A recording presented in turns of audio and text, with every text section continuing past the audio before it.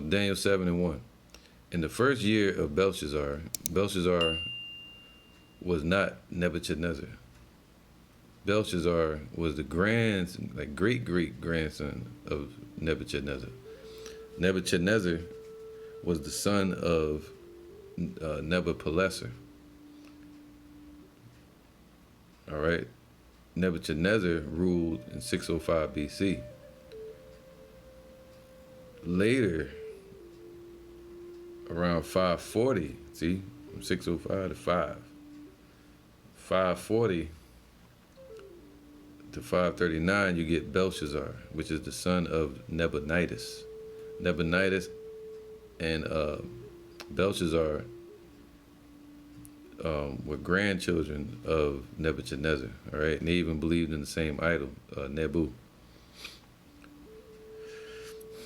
I think Belshazzar means like Baal saved the king.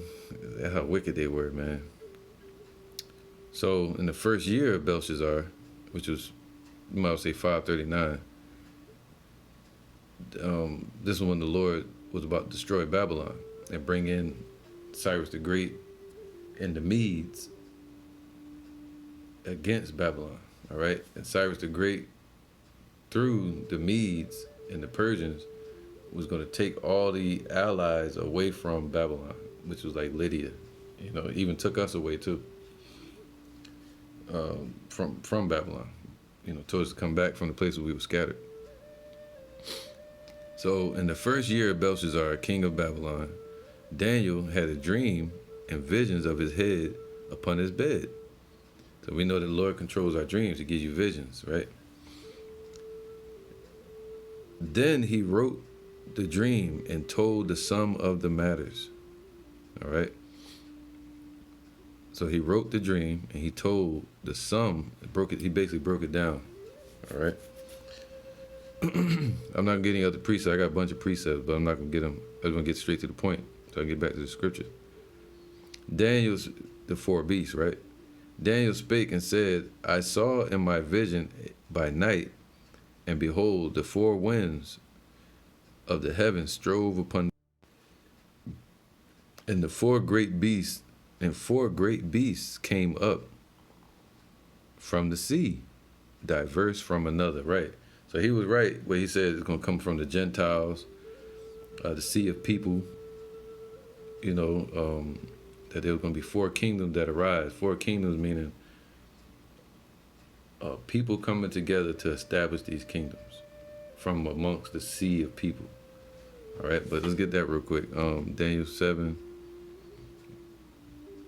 I'm getting my Bible. Daniel 7 and 15. It says what? Daniel 7 and 15. And I, Daniel, was grieved in my spirit in the midst of my body. And the vision of my head troubled me, man, because them visions used to be heavy. You know, everybody remember when we was younger, before the TV and we still had black and white TVs. The visions were clearer, man. The thoughts you would have, memories were real clear. You know, but now with the TVs and so many distractions and phones, you know, it's hard to see things clearly in the mind. But back then it was very precise, and the Lord made it clear to Daniel, and it made him even sick to his stomach. All right, it was heavy on him. And I came near unto one of them that stood by and asked him the truth of all this. He asked the angel. So he told me and made me know the interpretation of the things. These great beasts, which are four kings, all right, four kingdoms, which shall arise out of the earth. But the saints of the Most High shall take the kingdom and possess the kingdom forever, even forever and ever. All right, so those four great kingdoms we're going to get into, it represented what you would call, let me go back to a picture he had because he had it messed up. I don't want to go too far. Sorry. Let's go back to the beast. Like I said, the seven kingdoms could be the world empires over ancient history that brought us to the point in time we are at right now. That would be Samaria, Egypt, Babylon, Greece, Persia, Rome, and Britain. But here's the thing. Ain't no here. Let's listen to him doing damage control. It sounds like he's all over the place because he is all over the place. Check this out. I don't know for sure. Nobody can say they know for sure. This is what I believe they could be mentioning, but I do not elevate myself to say this with assurance and say I cannot be wrong. Well, you're wrong, buddy. Let me say it for you. You're wrong. Capital letters. Wrong. Chinese people say you're wrong. You're wrong, buddy. Completely wrong. I can be wrong. Well, you should understand that you are completely wrong. All right. Let me see if I can get it back to this one area I wanted to show. Yeah, he's saying the Antichrist is going to beat Obama and all this madness. If I can't find it, I ain't worrying about it. It's a picture he had up. He kept using. All right, here we go. This is the list that he had up. Daniel 7, the list of the 4 empires, and caused them each by a beast. They rise up out of the sea. The lion, it says Babylon, but it's deeper than that. The head of gold, spoken of in Daniel chapter 2, is talking about Nebuchadnezzar, okay, in the Babylon. So now you see right here, he has the bear, Medo-Persia, which is correct. The leopard, Grecian Empire, which he didn't talk about any of these. The beast, he says, it's led by the Antichrist. See, that's what he goes off. Well, led by Esau, which is part of the Antichrist. But he's saying it's going to be one individual that shows up. You know, all the stuff they teach in church. So let's get into the understanding of this, man. Let's get back to Daniel. So we know it's going to be what? 4 kingdoms. All right, so in Daniel 7:3, and 4 great beasts came up from the sea, diverse one from another. Right, the sea represents this right here. Let me get this so I don't lose it. Revelations 17:14. Let's go to 15. Revelation 17:15. And he saith unto me, the waters which thou sawest, the sea, right, where the whore sitteth, meaning ruling over. The whore represents America. That's the little horn. Where the whore sitteth are peoples and multitudes and nations and tongues. All right, so the waters, the sea, represent people and nations and multitudes and tongues. But from among that, you get these kingdoms, all right, that came up from amongst the people of the world. So, verse 4, the first was like a lion and had eagle's wings. Now, this first one is talking about the Assyrian Empire. Well, the Assyrians, because from the Assyrians, you get the Babylonians, all right?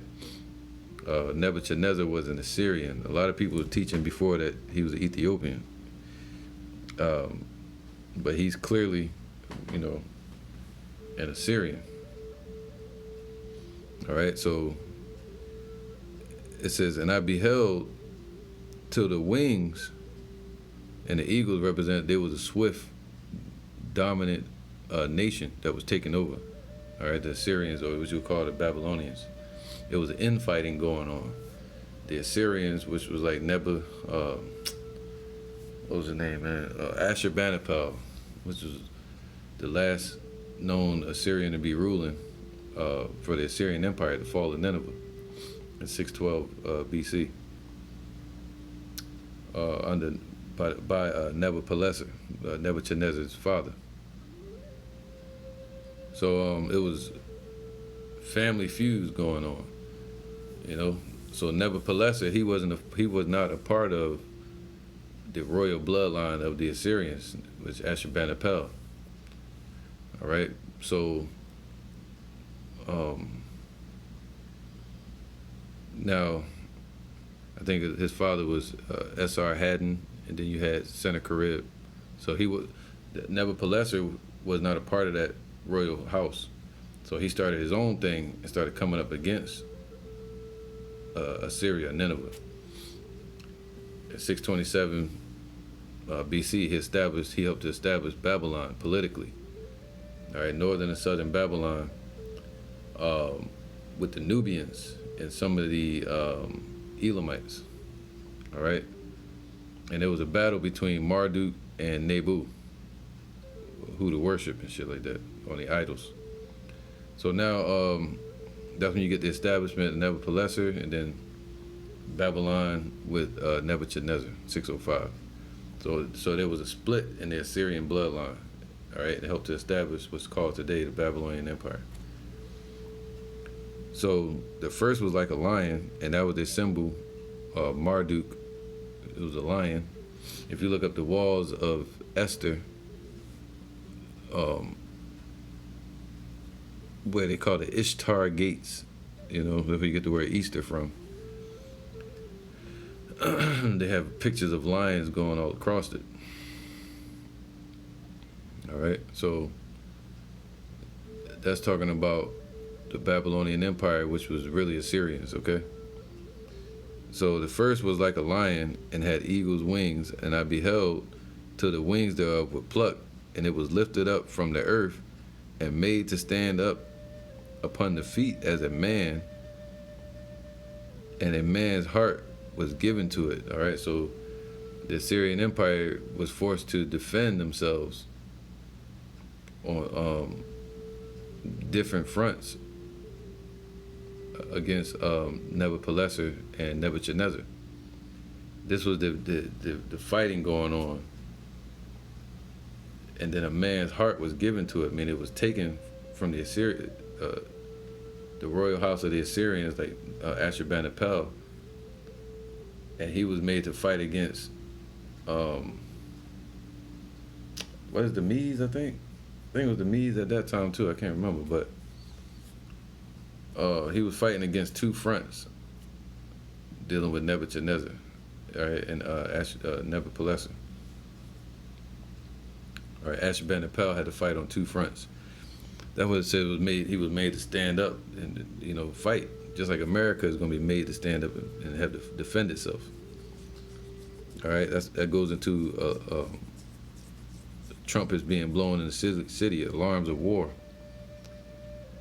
So, but a man's heart was given to it, meaning Nebuchadnezzar, his mindset, his plans that he had for Babylon, this vision of a Babylon that they ruled. Nebuchadnezzar carried that on and gave that plan, that blueprint, and brought it to fruition. That's what it means, a man's heart was given to it. Verse 5, and behold, another beast, a second like to a bear, all right? And it raised up itself on one side, and that one side that it raised itself up on was the Persian Empire, all right? Pars. That's where you get Cyrus the Great, people over in Persia, which were Elamites, today known as Iranians. Persia, they voted Cyrus the Great into power, and they said, yeah, rise, take over the world, we want you to rule, because he was a people person. And he even made peace with the Japhites at that time, the Japhetic people. He was making peace. He was saying, hey, I'm going to take over your country, but I'm going to let you worship your idols that you want to serve. And that's why the Lord used him to bring the Israelites back into their own land and serve Yahweh, their God. All right? Not that Cyrus was a righteous man. He looked at it as a political move. He was like, yo, every time we go up against this nation and their God,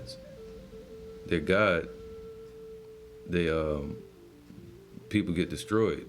So it was like, hey, let's just let them serve their God, but we're just going to rule them. You know, we're going to do the same thing for every nation that we rule. We're going to let them serve who they want, but they're going to be ruled by the political government of the Persians. All right. At that time, it was called the Persian Empire. It was later changed to the Medial Persian Empire by Xerxes. All right, around 486 BC. But before that, it was called the Persian Empire. You know. So they raised themselves up on one side. What's that? Persia. All right. So let me see. I think he got another part right here. Let me see something real quick. There's another part with a picture I want. If I can get it. If not, though, I ain't worrying about it. There you go. So like a bear raised itself up on one side, right? So in 552 BC, you had Cyrus the Great come out of Persia. All right, they voted him into power, and then 552. That's when that happened. So 550. That's when you read in Bel and the Dragon, and it tells you after Astyages died. He died in 550. Cyrus the Great took over, even over the Medes. Why? Because the Medes also backed Cyrus the Great. So they came together and they said, we want him to rule. Cyrus the Great took one of their generals from amongst the Medes, which was written as the son of Astyages. He took him and said, yo, I'm going to make you, his name was Gobarias, who they later called Darius. Not Darius the Persian, but they called Darius in his chapters, you know, that was ruling with or under Cyrus the Great. All right, Cyrus took Darius, which Darius is just a common name like Caesar or Xerxes, you know, it's a rulership name. So they even called Cyrus the Great Darius a couple times. So Cyrus the Great said, yo, look, I'm not going to be known as just the ruler over Babylon, but I'm going to set you up as the ruler over Babylon.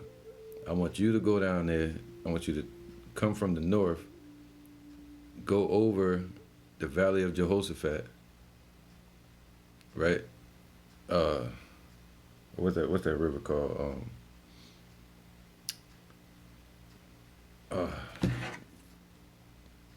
So he said, go this way from the north, take over Babylon, and I'm gonna have you rule it, Gobarias, but I'm gonna call you, you're gonna be the Darius, the king over it, the president, Caesar over it. All right, because a modern day Caesar, a king, or is a president. So, which made Cyrus the Great, his name was changed to the ruler of the worlds. All right. By him, so by the time Babylon was taken by the Persians and the Medes, by the Medes really, he sent the Medes in there to take it. By the time that happened, Cyrus the Great just walked in there and was like, hey, this is mine now. He didn't even have to fight. All right.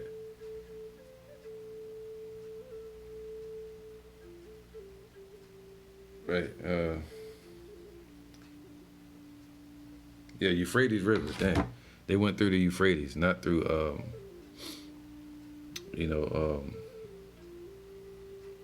the Valley of Jehoshaphat. They went through the Euphrates River. It used to be dry back then, and that land is known as a war grounds. You can look it up in history, the Euphrates River, and it was really originally a place where Cyrus the Great and the Medes, they came together and they used that to take down Babylon. All right, the dry grounds. So let's get back to it. All right. So we read the first was like a lion and had eagle's wings. Right. The Babylonian Empire started with the Assyrians, and I beheld till the wings were plucked, and it was lifted up from the earth and made to stand upon the feet as a man, and a man's heart was given to it, okay? And behold, so a man's heart was given to it was the heart of Nebuchadnezzar, meaning the plans and blueprint was passed down to Nebuchadnezzar, and he made it manifest his father's plans, all right? So when we see ancient Babylon, we see the blueprint of Nebuchadnezzar. All right. So now, verse 5, and behold, another beast, another kingdom, a second like to a bear, and it raised up itself on one side from the Persians. All right, it got raised up from that side, and it had 3 ribs in the mouth of it, between the teeth of it, and they said thus unto it, arise, devour much flesh. All right, so the 3 ribs is talking about that joined up with Cyrus the Great against Babylon, were what originally Babylon's allies, the Medes. Started off with the Persia, that was, but it had 3 ribs in his mouth. All right, the 3 represents Lydia. First was the Medes in 550 BC. I think 547 to 546, they went in there and took Lydia from Babylon. Lydia was another ally. All right, and then later on they took Babylon in 539. All right, 540. So those were the 3 ribs. The Medes, right? What did I just say? The Medes, Lydia, and then Babylon. All right, those are the 3 that were taken by Cyrus the Great of Persia. Okay. So what it says, and it had 3 ribs in the mouth of it, between the teeth of it, and they said thus unto it, arise and devour much flesh. So they cheering on Cyrus the Great, saying, take over the world, you reign as king, live forever, and all that, devour many countries. And after this I beheld, and lo, another like a leopard. All right, and that leopard, we know, they got it on here, it's talking about who? The Greek Empire. All right, started with who? Macedonia. Philip the Macedonian. I'm not gonna get the scriptures, but you can go to First Maccabees and read about that. All right, so First Maccabees, it speaks about coming out of Macedon. It was Philip the Macedonian, and then his son started ruling, who came out of what was known as Pella, Greece. All right, Pella, Greece. P-E-L, I think it's L-A or P-E-L-L-A. Pella, Greece. That's where Alexander the Great was born at. And he started ruling in 336 BC, all the way to the Greek Persian Wars in 334, which lasted 4 years, all the way till 330. So that's when he took the Medo-Persian Empire down under the Greek rulership in 334. From 334 all the way to 330 was the Persian Greek Wars, where Alexander conquered, what was his name? Darius the Third. He was known as the king that lost the kingdom to Alexander. All right, so that's what this is talking about, the leopard. And that was Alexander's symbol, the leopard. He wore a leopard on his head. All right, so, and it was a swift, quick nation conquering the earth. All right, so, and after this I beheld, and lo, another like a leopard. What time am I on? I should be. Yeah, we could. Let me be quick. And after this I beheld, and lo, another like a leopard, which had upon the back of it 4 wings of a fowl. That means what? You can read about that in Daniel chapter 8. You can also read about that in First Maccabees, after it says the death of Alexander and his son, and then Cassander. Of course, you had somebody named Antigonus, but he got killed by these 4 that it's talking about. They came together and got rid of Antigonus. He was one of the originals, called the successors that followed on and carried on the Greek Empire, the paganism. They moved it from Macedon to Syria, but they carried that on. They were known as the successors.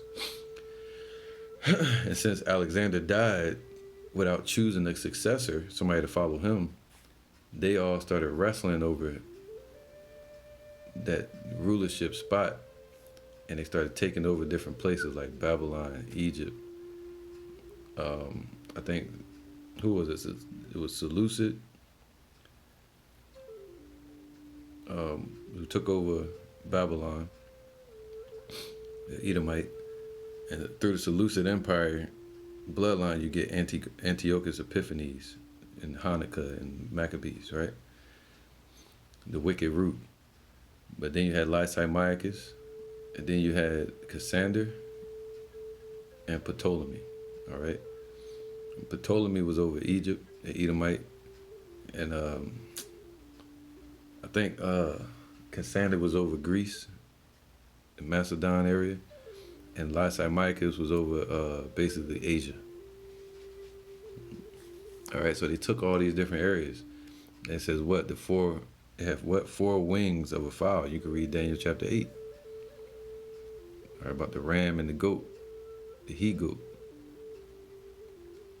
So I'm not going to get it, but And after this I beheld, and lo, another like a leopard, which had upon the back of it 4 wings of a fowl. See, those 4 kings, Lysimachus, Cassander, Seleucid, and Ptolemy. And through them, you get the later rulerships from the Greeks all into the Roman Empire. All right, with you had the Greco-Roman Wars, and then the establishment of Julius Caesar. That's what really kicked off the Roman Empire. All right, so in the Senate, you can read about that in Revelations. Second Ezra 11, the Caesars, the 12 Caesars. So that was the establishment of the Roman Empire. Verse 7.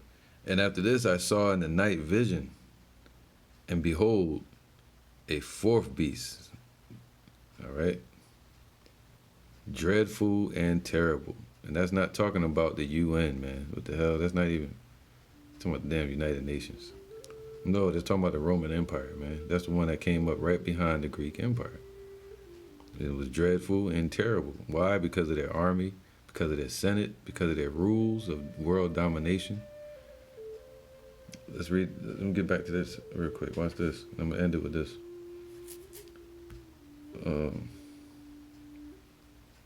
This is 2nd Ezra 11 and 40.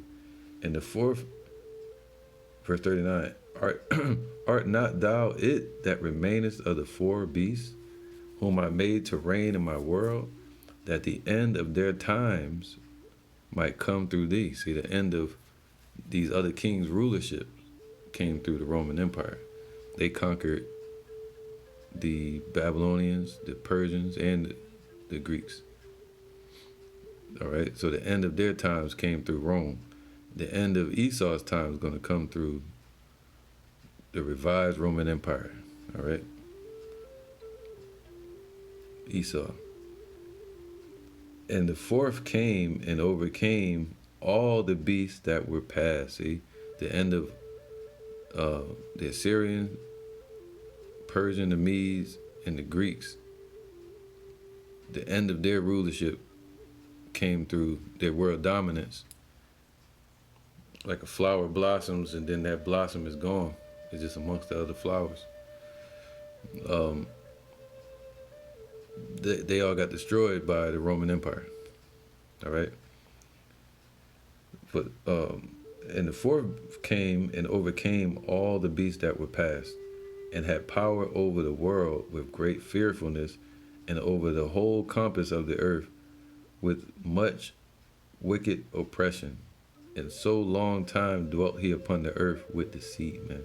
So even till today, they're still ruling from the Roman Empire, those 10 common markets, which later became part of the dragon, all right, the European Union. And then America, the revised Roman Empire, all right, all together. So let's keep going. That's verse 7. Daniel 7 and 7. And after this, I saw in the night vision. Right. Now, mind you, this guy says that this verse is talking about the UN, the United Nations. And from the United Nations, there's going to arise an Antichrist and all this madness, man. That's not what it's talking about. It's talking about the Roman Empire. And from that, you're going to get, from the 10 horns, you're going to get a little horn, which is America. All right? Birthed out of England and Britain. After this, I saw in the night visions, and behold, a fourth beast, fourth kingdom, dreadful and terrible and strong exceedingly. And it had great iron teeth, and it devoureth and brake in pieces. It broke in pieces all the kingdoms that were before. And it broke in pieces the children of Israel. All right, with the Roman Empire. Who was that? The triumvirate.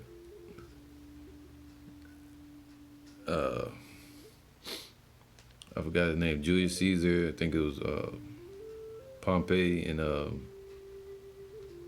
always forget this guy's name, man. Yep, the first triumvirate. They were killing people like Spartacus, which were Jakes. Was it first triumvirate?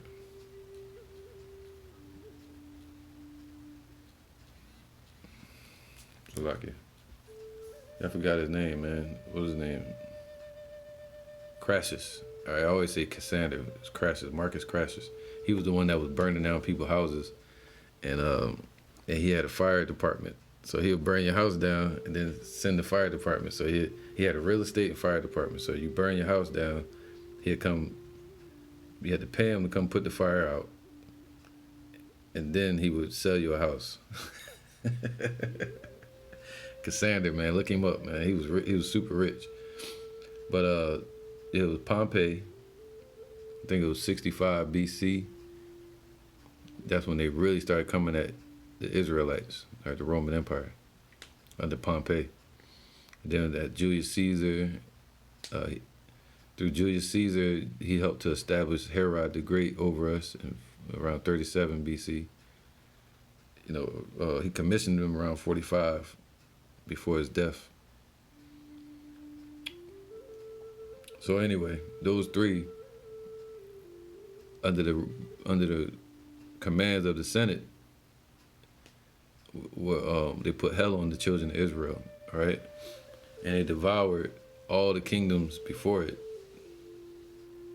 All right, the Persian Empire, the Syrians, the Greeks. So it devoureth and breaketh in pieces, and stamped the residue with the feet of it. So it stamped us out. That was talking about the residue of Israel. And it was diverse from all the beasts that were before it. So how was it diverse? It had a senate. They had law courts set up. Their army was different. They dealt with iron, and they had a vast army. So the Roman Empire was complex in that way. And also, we had the time of the commons, meaning the commoner could become Caesar or king. They weren't worrying about color. They were worried about your faith, whether you was a Jew, or Israelite, or whether you was a Roman, and things like that. The racism didn't start till the 1400s, as far as color. All right, so now let's get this real quick. Where we at? All right, so it has strong, and it had great iron teeth. The iron teeth represent their military, and they use iron for their weapons.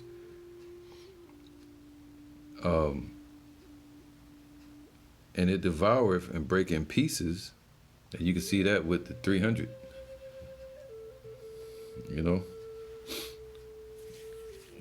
Well, really, that was the Greeks, but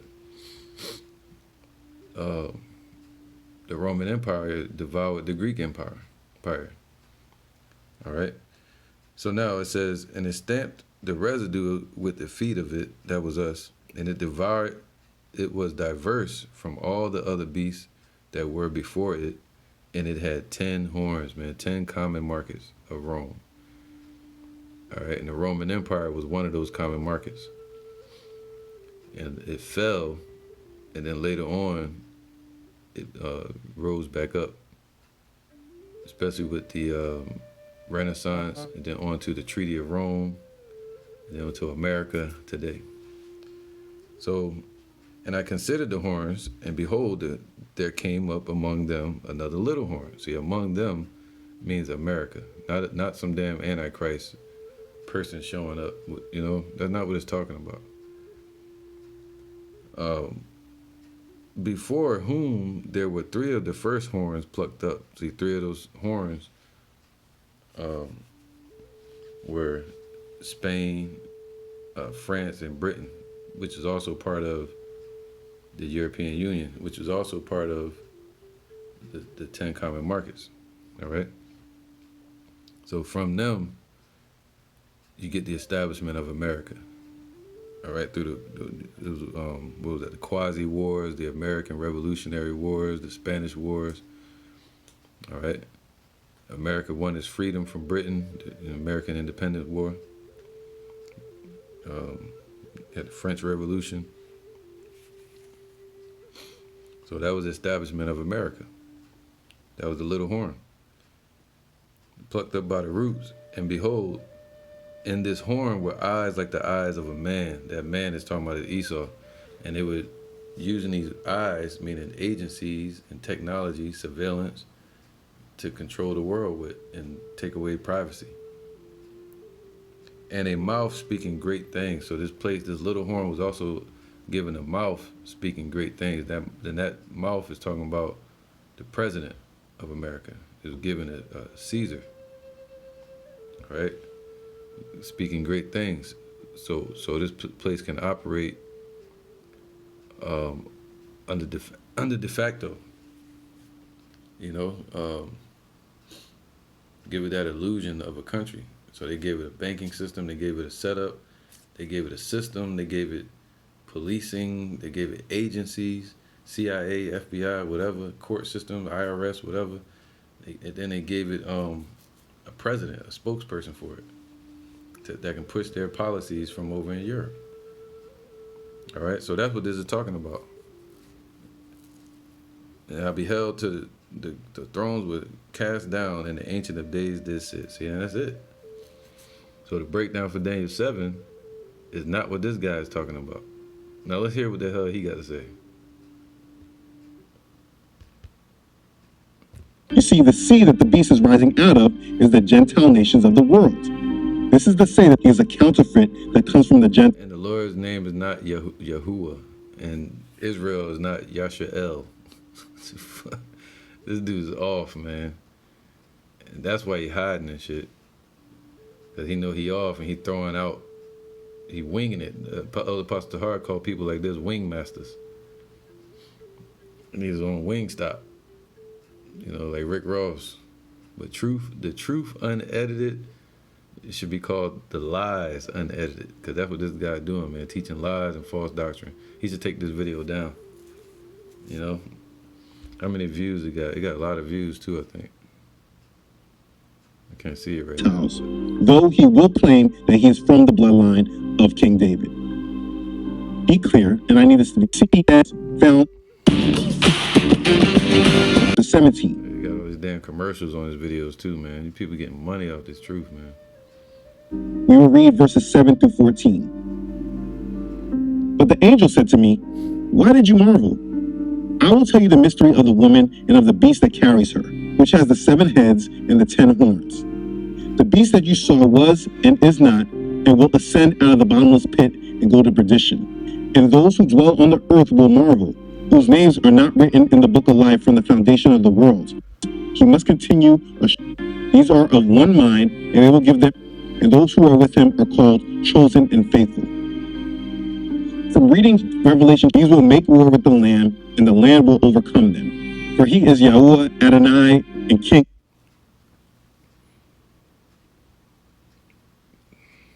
So the Lord's name is not Yahuwah. What the hell, man? of Kings.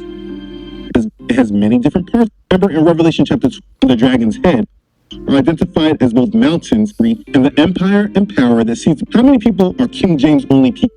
Oh, unknown, which is why they could. That would be Samaria, Egypt, Babylon, Greece, Persia, Rome, correct. Or which aligns with the first three beasts of Daniel's vision in Daniel chapter 7, verses 4 through 6. You see, the beast is complex, but in this beginning description, we are clearly talking about a world empire, a political system. Like I just said, in Daniel chapter 7, verses 4 through 6, he saw three beasts that were kings that rose up. He saw a fourth beast that was different than the rest. This is found in verses 7 and 8. And it had 10 horns, so it shall devour the whole earth. Trample be different from the first sea in Revelation 13? They are the same. Like Daniel chapter 7, verse 23 says, the fourth beast shall be a fourth kingdom on earth, which shall be different from all other kingdoms, and shall devour the whole earth. Right, that's talking about the Roman Empire, not the EU yet. The European Union was later. Trample it and break it in pieces. This is clearly a kingdom, but it's different than all the others because it devours the whole earth. And like the scripture says, the dragon, who we know is Satan, gave the beast its authority. And as we understand what is going on in world events and the structures that they have built, we can clearly discern that this beast is the United Nations. There currently is an agenda that is called...